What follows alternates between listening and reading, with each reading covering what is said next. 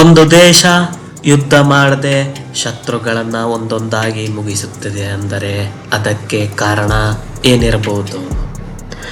ಗುಂಡು ಹಾರಿಸಿ ಓಡಿ ಹೋಗುವ ನೆರಳುಗಳು, ಗುರುತು ಸಿಗದ ಹಂತಕರು, ಕ್ಯಾಮ್ರಾ ಇದ್ರೂ ಸಾಕ್ಷಿ ಮಾತ್ರ ಸಿಗ್ತಾ ಇಲ್ಲ.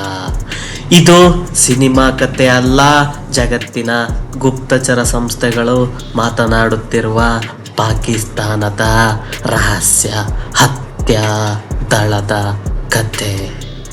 ನಮಸ್ಕಾರ ಸ್ನೇಹಿತರೆ. ಕಳೆದ ಕೆಲವು ವರ್ಷಗಳಲ್ಲಿ ಕೆನಡಾ, ಬ್ರಿಟನ್, ಭಾರತ, ಮಧ್ಯಪೂರ್ವ ದೇಶಗಳಲ್ಲಿ ಒಂದು ವಿಚಿತ್ರ ಘಟನೆ ಮರುಕಳಿಸ್ತಾ ಇದೆ.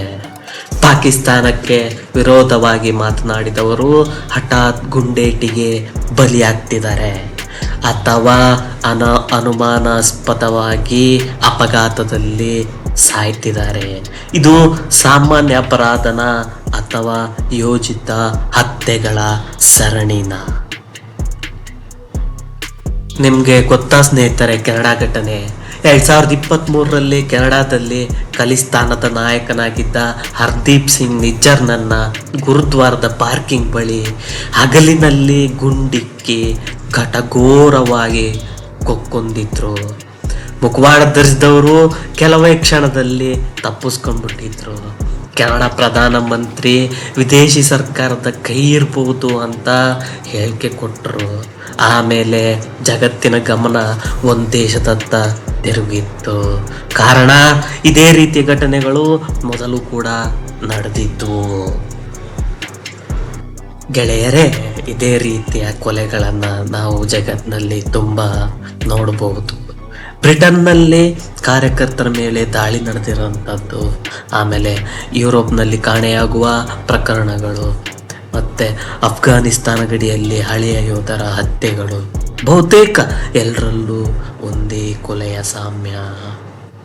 ಪಾಕಿಸ್ತಾನ ಸೇನೆ ಅಥವಾ ಗುಪ್ತಚರ ಸಂಸ್ಥೆ ವಿರುದ್ಧ ಧ್ವನಿ ಎತ್ತಿದವರು ಯಾರು?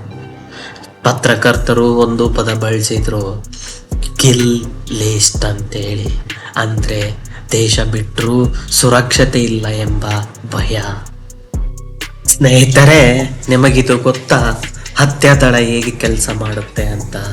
ತಜ್ಞರ ಪ್ರಕಾರ ಕಾರ್ಯವಿಧಾನ ಹೀಗಿರುತ್ತೆ ನೋಡಿ. ನೇರವಾಗಿ ಸೇನೆ ಬಂದು ಯಾರನ್ನು ಕೊಲ್ಲೋದಿಲ್ಲ. ಅವರು ಬಂದು ಮಾಡಿರೋ ಕೆಲಸ ಕೂಡ ಯಾರಿಗೆ ಗೊತ್ತಾಗೋದಿಲ್ಲ. ಬಾಡಿಗೆ ಹಂತಕರನ್ನ ಬಳಸಲಾಗುತ್ತೆ. ನಗದು ಹಣ, ಕಳ್ಳ ಗುರುತಿನ ಚೀಟಿ ಒಮ್ಮೆ ಮಾತ್ರ ಬಳಸುವ ಆಯುಧಗಳಾಗಿರ್ತವೆ. ಕೆಲಸ ಮುಗಿದ ಮೇಲೆ ಸಂಪರ್ಕ ಸಂಪೂರ್ಣ ಕಡಿತ, ಸಾಕ್ಷಿಗಳೇ ಸಿಗುವುದೇ ಇಲ್ಲ. ಇದಕ್ಕೆಲ್ಲ ಪಾಕಿಸ್ತಾನದ ಸರ್ಕಾರದ ಪ್ರತಿಕ್ರಿಯೆ ಏನಿದೆ ಅಂದ್ರೆ, ಪಾಕಿಸ್ತಾನ ಸರ್ಕಾರ ಇದನ್ನೆಲ್ಲ ಸಂಪೂರ್ಣ ತಳ್ಳಿ ಹಾಕ್ಬಿಟ್ಟಿದೆ. ಇದು ರಾಜಕೀಯ ಆರೋಪ ಮಾತ್ರ ಎಂದು ಹೇಳ್ತಾ ಇದೆ. ಹಾಗಾದ್ರೆ ಸತ್ಯ ಏನು?